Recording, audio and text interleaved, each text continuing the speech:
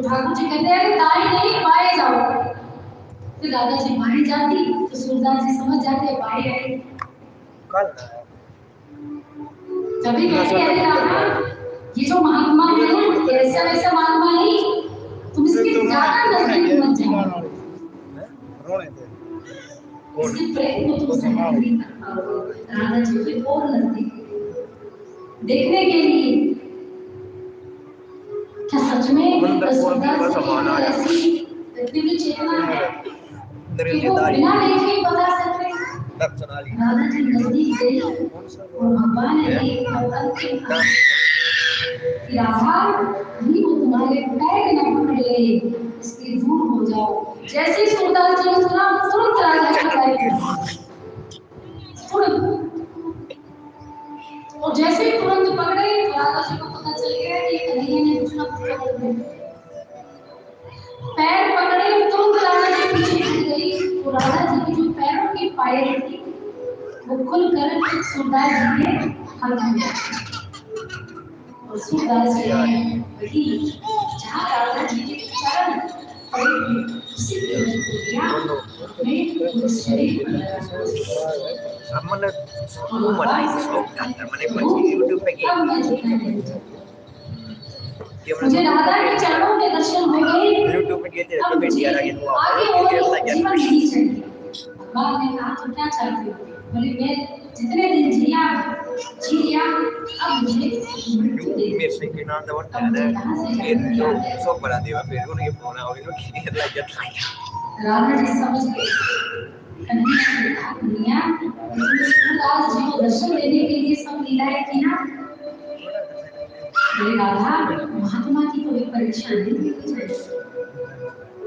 महात्मा की कभी परीक्षा लेनी चाहिए। सूरदास जैसे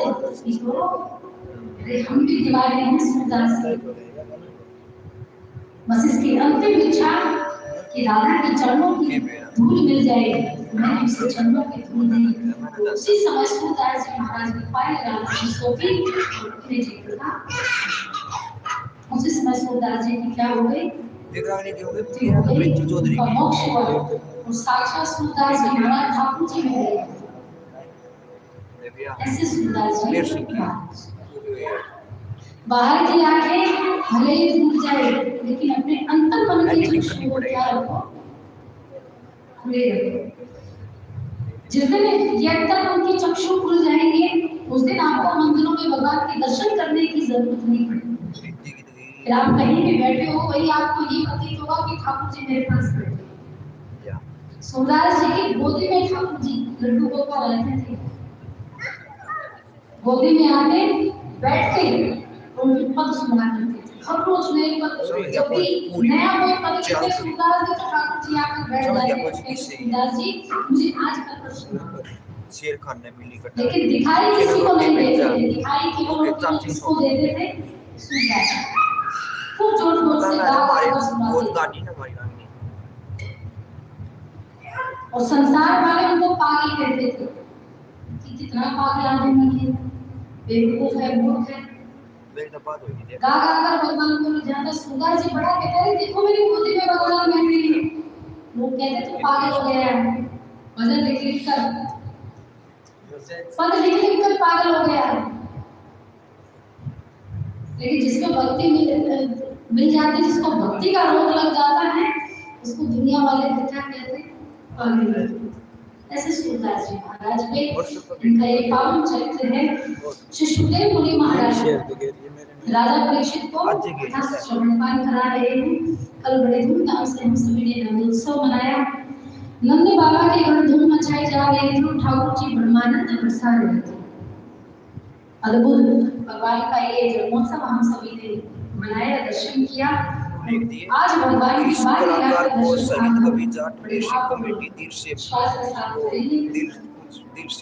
श्री शुक्राचार्य जी महाराज श्री राजा परीक्षित को श्रीमद् भागवत के 12 अध्यायों में जब सूर्यवंशी की कथा है तो प्रभु श्री राम ने दिन के 12 बजे जन्म लिया। कब जन्म लिया? प्रभु श्री राम ने दिन के 12 बजे जन्म लिया। तब उस समय सूर्य देवता आए। अब सूर्य भगवान को पता चला कि मेरे वंश में श्री राम आए हैं तो दर्शन करें, और महाराज रथ लेकर आए तो ऐसे दर्शन करने के लिए आए कि 1 महीने तक खड़े रहे। फोटो लगा दिए, रात्रि हुई, छोटा पूरे 1 महीने तक उजाला रहा, दिन रहा। अनु लिख दिए इस कलाकार को अब सही चंद्रमा कर जाट बाहर बेसिक कमेटी अब उस कमेटी चंद्रमा को दर्शन नहीं हुए। चंद्रमा सोचे कि कब सूरज जाए तो हम आए, हम भी राम के वोट दर्शन चाहते हैं करें। इस कलाकार को। हमारा जो ठीक है। सूर्य देवता को जाने को तैयार नहीं, बड़ी जिद करके बैठ गए कि हमारे वंश में भगवान आए, हम कैसे दर्शन के बगैर चले जाए, हम तो जी भर के दर्शन करेंगे तब जाएंगे। चंद्रमा बार बार मैंने देखे, बार बार प्रार्थना करे कि आप जाए तो हम आए। तो प्रभु श्री राम के पास चंद्रमा गए और कहा, प्रभु मुझे आपके दर्शन नहीं हुए, ऐसे लीला कीजिए कि मुझे आपके जी भर के दर्शन, जी भर के मैं आपको देख पाऊं। प्रभु श्री राम ने चंद्रमा को वरदान दिया कि अब की बार दिन के 12 बजे आएगी, द्वापर में आएंगे तो रात के 12 बजे आएंगे, और कल 12 बजे आएंगे। तो कितना भाग्य हमारा जागृत हुआ है कि रात्रि के 12 बजे हमें दर्शन हो गए। इधर अभिषेक चल रहा है, उधर चंद्रमा दर्शन ठाकुर जी के कर रहे हैं। रात्रि के 12 बजे चंद्रमा आए और जी भरकर भगवान का दर्शन, और भगवान के पास स्वरूप का दर्शन किया। तो शुक्राचार्य जी महाराज राजा परीक्षित को बताते हैं कि यहाँ चंद्रमा ने भगवान के दर्शन किए, चंद्रमा निहाल हो गए कि मेरे वंश में भगवान आए। धन्य है ये चंद्रवंश, और चंद्रवंश में ही यदु नाम राजा हुए थे, और यदु वंश में ही वसुदेव जी। वसुदेव जी का एक और नाम आपको भागवत में मिलेगा, आनंद कुदुम्बी। भागवत जी में नाम आता है आनंद कुदुम्बी, और इन्हीं का नाम वसुदेव जी। वसुदेव जी महाराज के यहाँ भगवान श्री कृष्ण आए तो भगवान ने वसुदेव जी को कहा कि पिताजी आप मुझे टोकरी पर धारण कीजिए, सिर पर धारण कीजिए, और मुझे यहाँ लेकर जाइए नंद बाबा के यहाँ। माँ देवी की प्रेम लुटाने लगी, लेकिन भगवान ने कहा हम यहाँ तुम्हारा प्रेम नहीं आए, हम तो यशोदा का मान रखने के लिए आए, यशोदा के वचन का पालन करने के लिए आए, हम मुझे यशोदा के पास जाना। देवकी ने पूछा कि मैं प्रेम क्यों नहीं लुटा पा रहा? बोले आप त्रेता की केकई देवकी है, तो त्रेता की कौन थी? केकई। और केकई ने क्या किया था? राम को 14 वर्ष का, इसलिए देवकी और भगवान का जो वियोग हुआ है वो 14 वर्ष तक हुआ, तो 14 वर्ष का ही राम का वो दिया गया था, वरदान दिया गया था, तो भी 14 वर्ष तक ही भगवान श्री कृष्ण का वियोग हुआ है माँ देवकी से। और माँ यशोदा कौन थी? माँ यशोदा थी त्रेता की ही कौशल्या।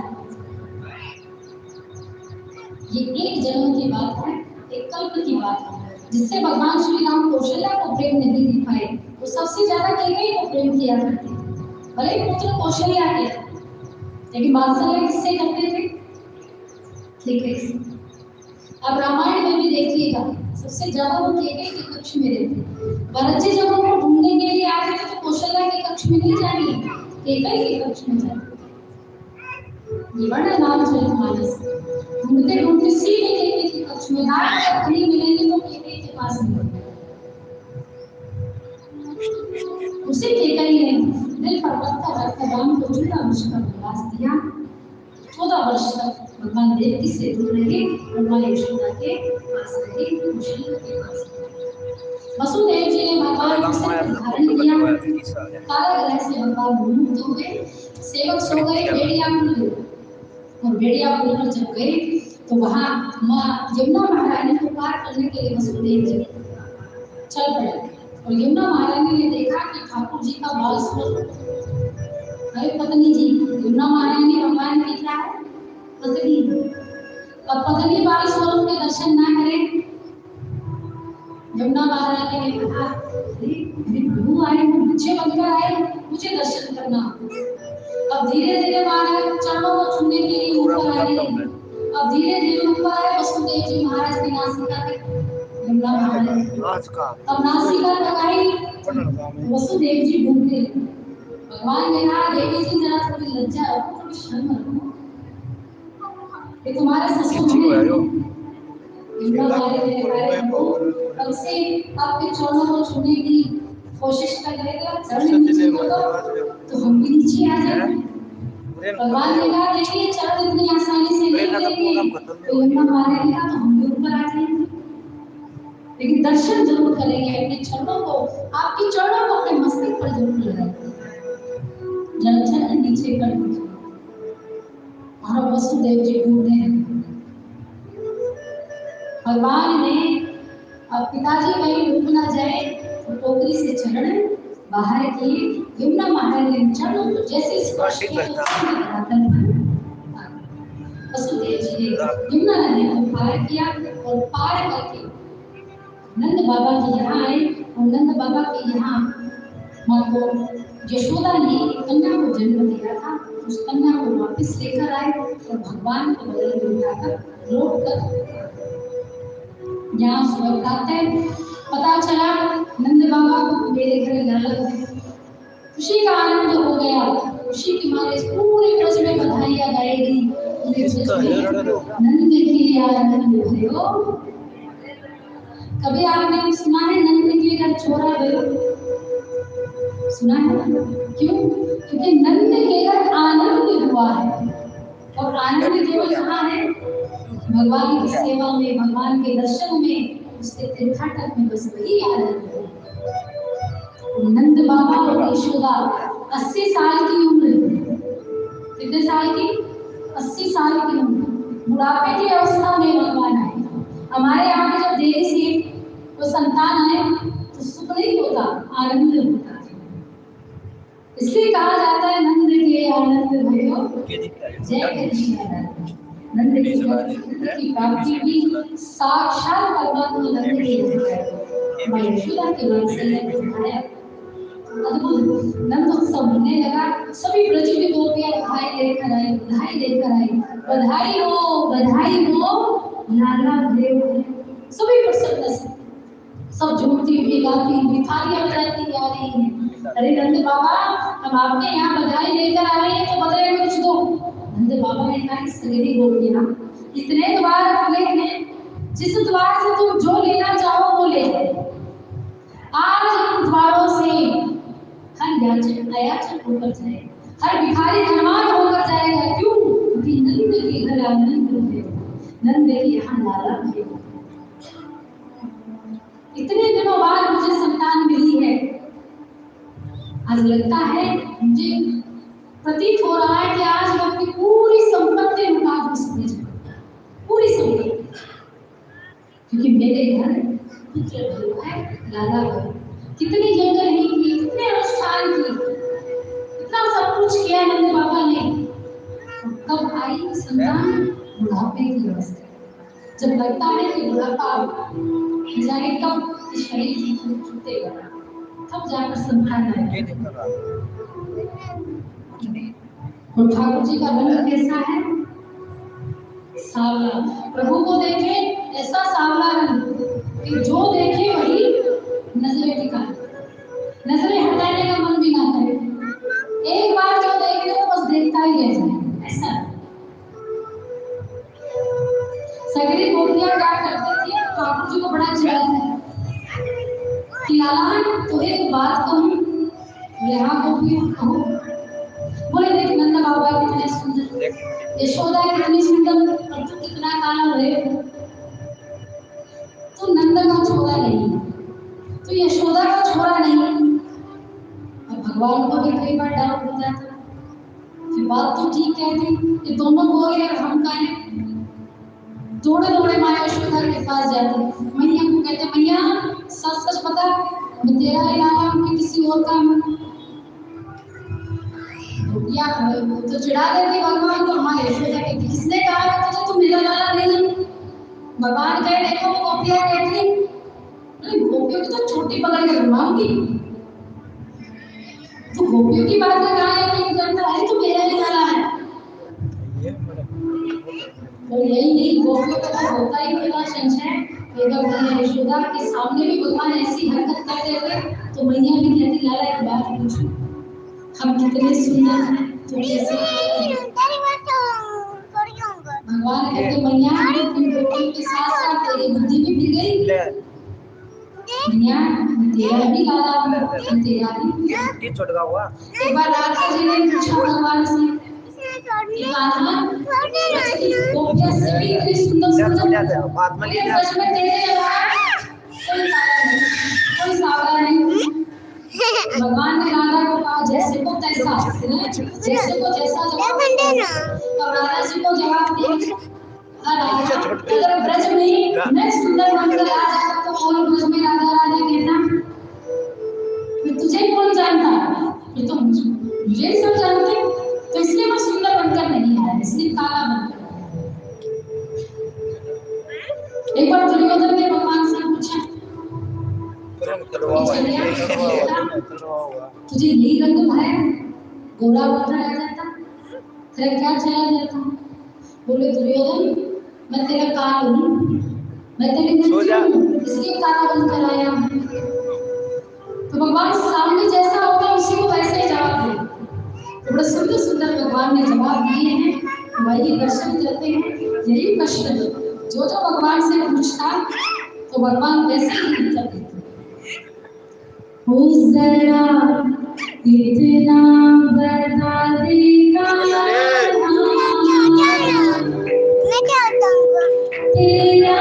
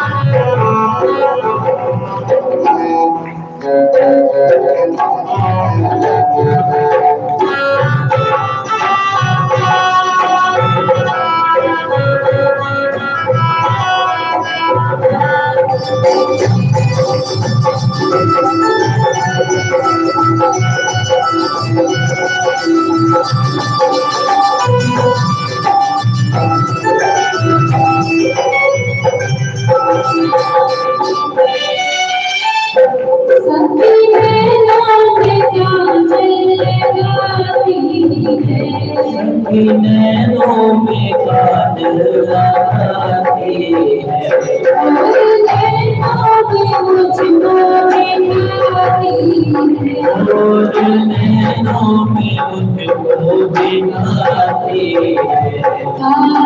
जलता रंग काला इसलिए काला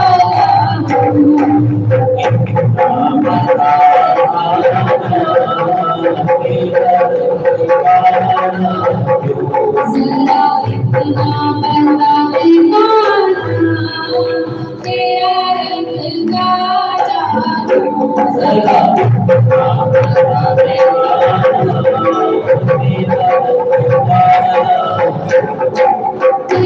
रंग काला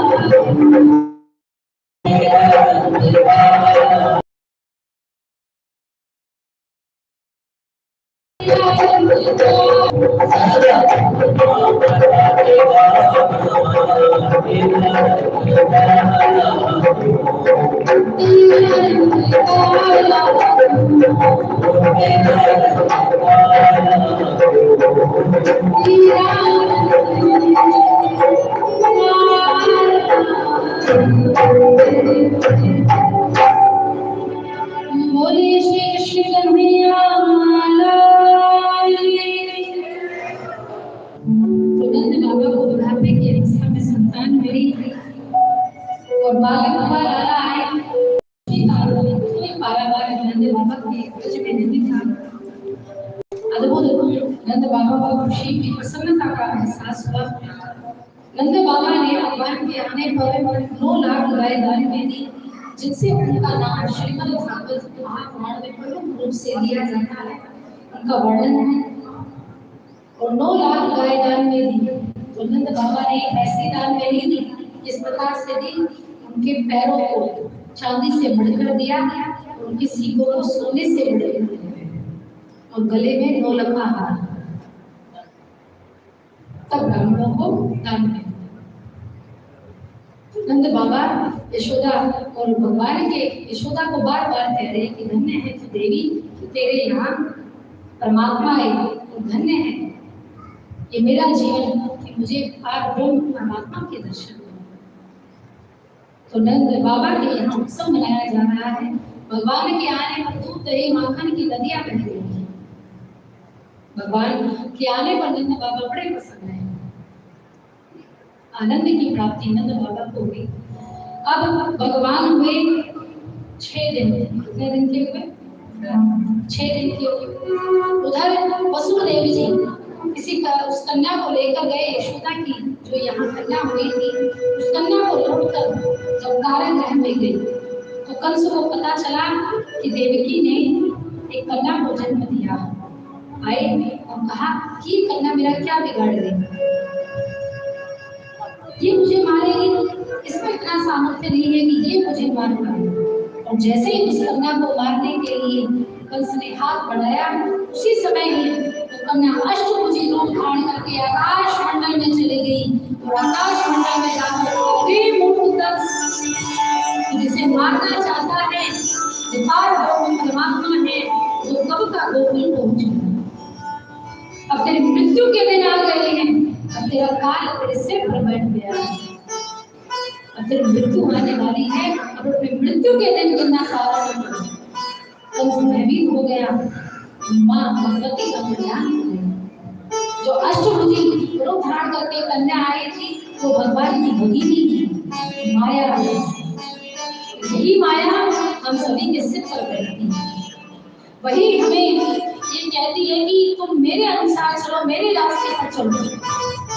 जो भगवान से विमुख हो जाता है, माया के अधीन हो जाता है, तो वही माया है जो माया कहती है कि भगवान के समीप नहीं, कभी तो तुम इससे विमुख हो जाओ, जो आपको गलत पथ पर लेकर जाती है, वो मार्ग की तरफ लेकर जाती है। इसलिए कहते हैं भगवान की सेवा करो, क्योंकि भगवान की सेवा करोगे तो माया भी कुछ नहीं बिगड़ पाएगी। मायापति की सेवा करो तो माया उसका बल ग्रहण करने लगता है। और मायापति कौन? भगवान श्री हरि, भगवान श्री कृष्ण, जो भगवान की भगिनी है। अंतर्ध्यान हो गई, उधर गोकुल में उत्सव मन रहा था, कंस भयभीत हो गया और अपनी मीटिंग रखी, सभा रखी और सभा में सभी दंतों को बुलाया गया। उसे चयन किया गया, चुना गया। उतना को कहा कि जाओ गोकुल में जाओ और वहां पर 6 दिन तक जितने भी बच्चे हों सबका वध करो। सबको मौत के घाट उतार दो कि मैं नहीं चाहता कि मेरा काल जीवित रहे। इतना बड़ा सुंदर वेश बना कर गई और स्तनों पर काल को अवश्य लगाया। ब्रज की गलियों में गई, जो गोपियां बधाई देने के लिए जा रही थी उसी के झुंड में शामिल हुई। पूछा कहाँ जा रही है? बोली यशोदा ने लाला को जन्म दिया है, हम उसके दर्शन करने के लिए जा रहे हैं। मैं भी तुम्हारे साथ चलूंगी। इतनी सुंदर दैवीय स्वरूप धारण करके चली और जाकर वहां देखा। सबसे पहले खिड़की से देखा कि ठाकुर जी क्या कर रही है, यशोदा क्या कर रही है। पालने में ठाकुर जी झूल रहे थे, झूलते हुए मंद मंद मुस्कान दी। पूतना ने ठाकुर जी को देखा कि हो ना हो यही महाराज कंस का कर्म है, आज मैं इसे मृत्यु का दंड दूंगा। महाराज कंस का आदेश है। यशोदा के पास गए, अरे यशोदा मैं भी सुना है तेरे घर लाला भयो है। बोले हाँ बहन लाला भयो, बस नारायण की कृपा है कि लाला हुआ। अरे यशोदा कभी मुझको भी मोड़ा दिखाते लाला का, मैं भी जरा दर्शन कर लूं। यशोदा ने कहा बहन देख इतने सालों बाद मेरे घर संतान हुई है तो ऐसी किसी को नहीं दूंगी, पहले अपना परिचय कि तू है कौन। उतना सोचे कि परिचय क्या दे यशोदा को। उतना ने कहा अरे यशोदा तू मुझे नहीं जानती, अरे मैं तेरी बुआ की, मौसी की, फूफा की, चाचा की, इतनी दूर की रिश्तेदारी। अब यशोदा सोचे कि पता नहीं कौन से जन्म की बहन है। बोली बहन वैसे तो मुझे स्मरण नहीं आ रहा है, याद नहीं आ रहा है, लेकिन मुझे लगता है कि तू इतनी सुंदर बनकर आई तो कोई ना कोई रिश्ता तो तेरा मेरा होगा। तो तू आज से लाला की क्या मौसी, और मौसी का माँ जैसी।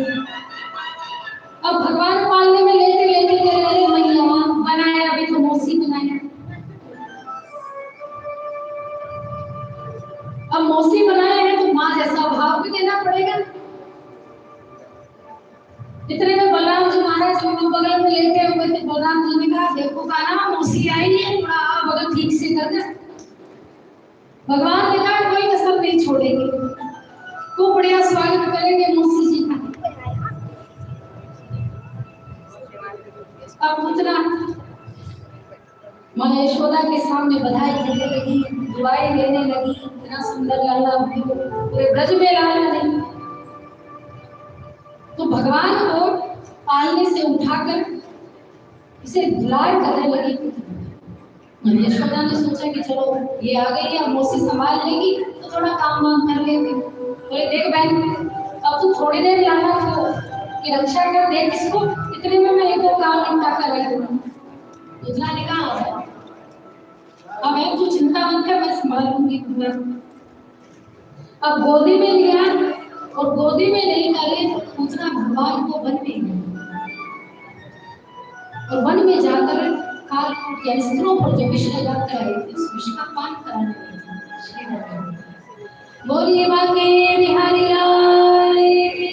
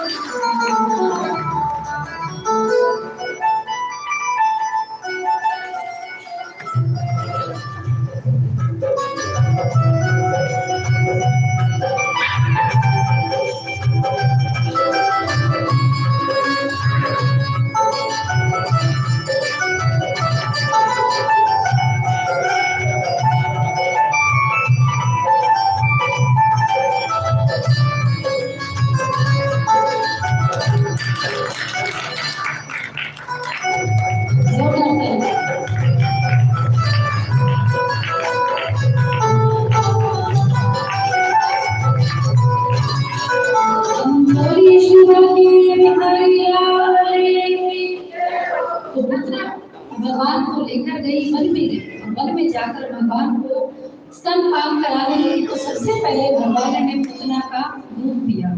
अब दूध भी पिया कि माँ जैसी माँ का स्वरूप लेकर आई है, भगवान का कर्तव्य बनता है कि माँ का ही स्वरूप लिया जाए। इसका कारण है आपका राजा बलि की कथा को आप सभी ने सुना था, जो 3 पद में समर्पित हो गए वामन भगवान। इन्हीं की चुनी थी रत्नमाला। रत्नमाला द्वार पर खड़ी थी जब वामन भगवान आए। वामन भगवान जब आए, वामन भगवान के बटुक रूप को देखा तो रत्नमाला मोहित हो गई और भगवान से कहा कि मेरा ऐसा सुख हो कि मैं इसकी माँ बन जाऊं और स्तनपान करूं। भगवान ने कहा तथास्तु। भगवान ने स्वीकार किया। लेकिन दूसरे ही पल जब तीसरा पद राजा बलि नहीं दे पाए तो वामन भगवान के राजा बलि को बंदी बना दिया। तब उसी रत्नमाला के मन के विचार बदल गए और रत्नमाला ने कहा मैं इसे दूध पिलाना चाहती थी, अगर ये मेरे हाथ आ जाए तो इसमें विष न पिला तो मेरा नाम रत्नमाला है। भगवान ने तब भी कहा था। तो इसलिए भगवान ने सबसे पहले रत्नमाला का क्या किया, पूतना का क्या किया, दूध दिया। उसके पश्चात उसके प्राणों का हरण किया। प्राणों का हरण जब भगवान करने लगे, क्योंकि शरीर असुर होने का था तो मुक्ति देना संभव। भगवान को दया आई, गुण पर रीझ गए, क्योंकि मौसी बनकर आई थी, माँ जैसी बनकर आई थी। उसी गुण के कारण भगवान ने मुक्ति और मोक्ष पूतना को दे दिया। बार बार कहे लाला मोही छोड़ दे, लाला मोही छोड़ दे। भगवान ने कहा ऐसे तो हम किसी को पकड़ते नहीं, लेकिन पकड़ लेते तो छोड़ते नहीं। मैया अब तो तेरा उद्धार करके ही छोड़ेंगे। क्या भगवान ने कहा था और उसी समय पूतना की क्या हो गई, मृत्यु हो गई। वो 32 कोस का शरीर जब पृथ्वी पर गिरा तो धाम से आवाज आई और सब जगह आ गया। सब ब्रजवासी दौड़े दौड़े आए। माँ यशोदा ने अपना पालना देखा, लेकिन पालने में ठाकुर जी नहीं थे। जिस और आवाज आ रही थी यशोदा माँ दौड़ी दौड़ी गई तो देखा ठाकुर जी पूतना के ऊपर पर खेल रहे, पूतना के पेट पर खेल रहे। इतनी बड़ी पूतना, ब्रजवासियों ने खूब सारी सीढ़ियां इकट्ठी की, सीढ़ी और चढ़े, फिर ठाकुर जी को नीचे उतार कर लेकर इतनी बड़ी पूतना। ठाकुर जी आए, माँ यशोदा की गोदी। अब यशोदा देखी कि लाला वो क्यों नहीं ना, इतनी भयानक राक्षसी को बच्चा देखे तो वैसे ही रोने लग जाए। किसी बेटे ना खेल कर आया और कभी नहीं रो रहा, लगता है ये मेरा लाला नहीं, कोई और अद्भुत शक्ति। अब भगवान भाग गए। जब तो मैया को कुछ ना कुछ संदेह होने लगा तो ठाकुर जी मैया यशोदा को प्रेम पाने के लिए ठाकुर जी बड़े जोर जोर से रोते थे, रुदन करते थे। और मैया को लगा कि हाँ मेरा ये लाला है, सावधान बच्चा। इधर नंद बाबा दौड़े दौड़ाए, देखा कि धन्यवाद नारायण भगवान का कि मेरा लाला बच गए। भगवान करे काय का धन्यवाद, अपनी रक्षा खुद ही करनी पड़ती, तुमको पालने को छोड़कर चले जाते हो। अब खुद ही नारायण खुद की रक्षा करे। नंद बाबा ने आदेश दिया कि जाओ कुल्हाड़ी लेकर आओ और पूतना के टुकड़े करो। अनगिनत लाखों कुल्हाड़ी लेकर आए और लाखों टुकड़े पूतना की लाखों चिताएं ब्रज में बनाई। और जब चिताएं जली, पूतना का शरीर जला तो वहां से सुंदर सुगंध उत्पन्न होने लगी।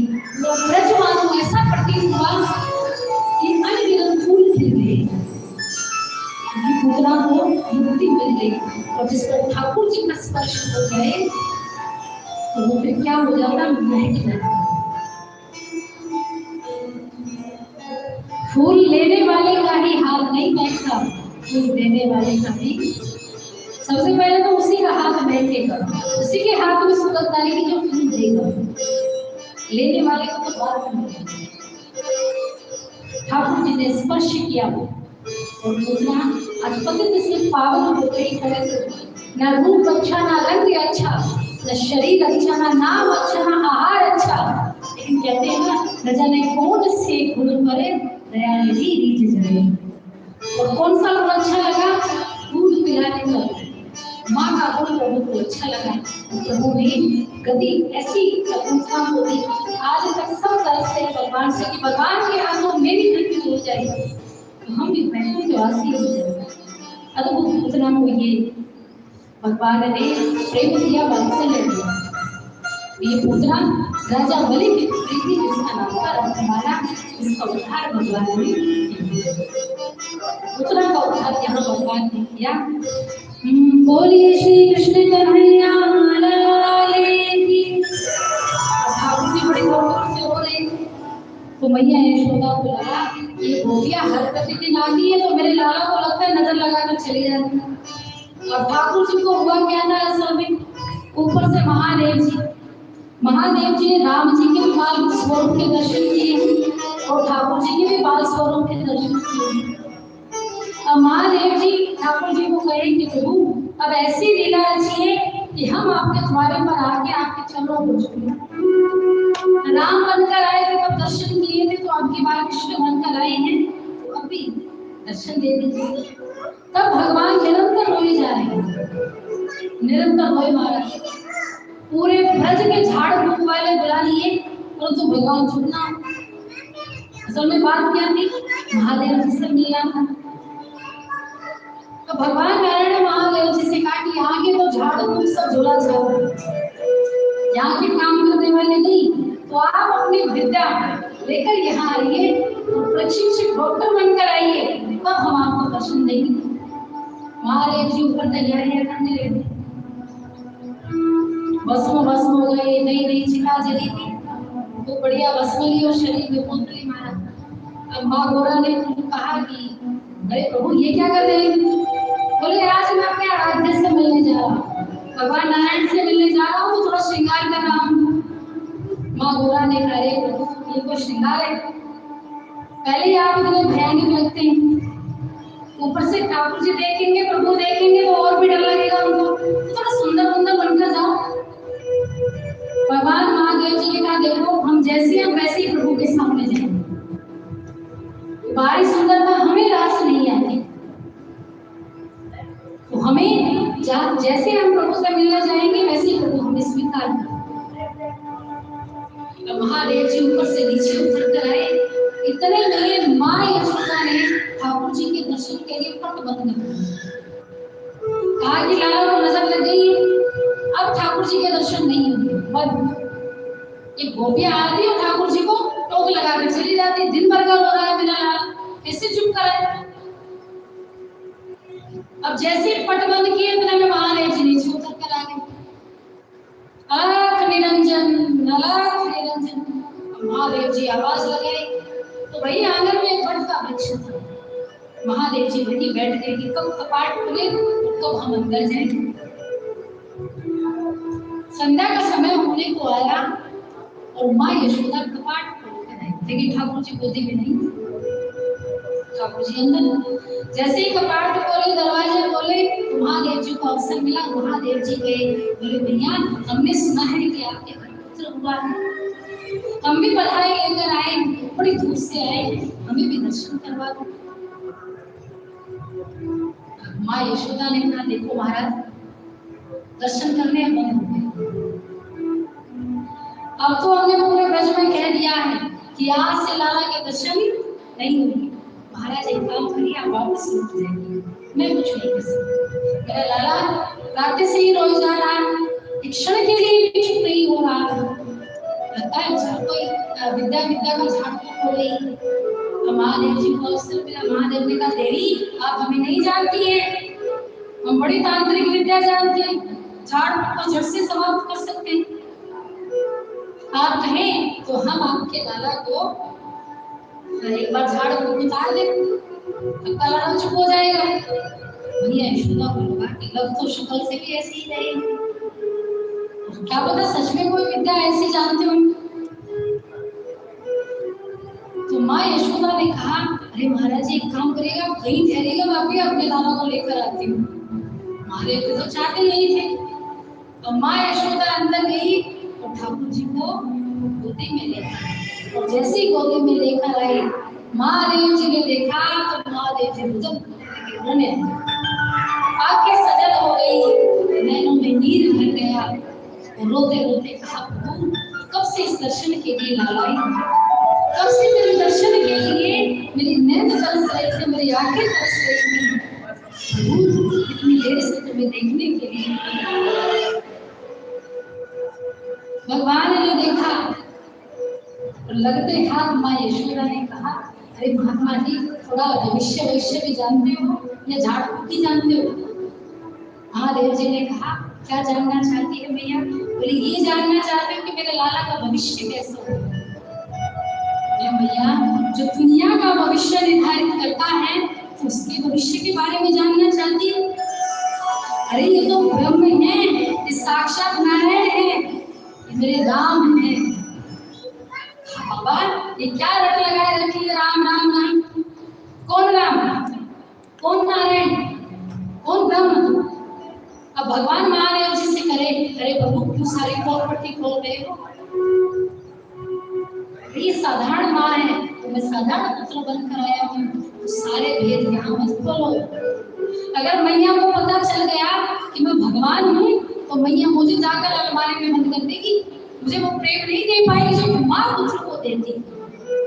महादेव जी ने कहा, अरे मैया जरा जवान फिसल गई, हम तो ये कहना चाहते थे इसमें जो गुण है वो नारायण जैसे गुण, कि नारायण की भांति है, हूबहू नारायण का ही प्रति स्वरूप है। माँ यशोदा प्रसन्न हुई, भगवान चुप हो गए। अब तो लगा कि सच में ही कोई तांत्रिक विद्या जानता है। भगवान महादेव जी ने दर्शन किए भगवान के। दर्शन करने के पश्चात माँ यशोदा ने भिक्षा दी है महादेव जी। भिक्षा लेकर महादेव जी वापिस कैलाश की भूमि पर। हो मेरे सिर पर रख दो बाबा अपने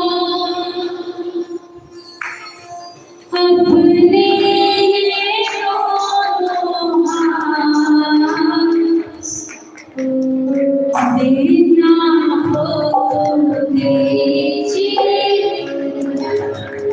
जन्म जन्म का साथ। मेरे सिर पर रख दो बाबा, मेरे सिर पर रख दो, मेरे सिर पर रख दो बाबा, मेरे सिर पर रख दो बाबा, अपने ये मेरे सिर पर रख दो बाबा, मेरे सिर पर रख दो बाबा, मेरे सिर पर रख दो बाबा, मेरे सिर पर रख दो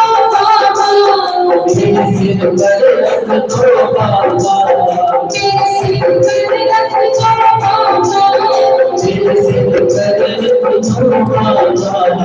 अपने ये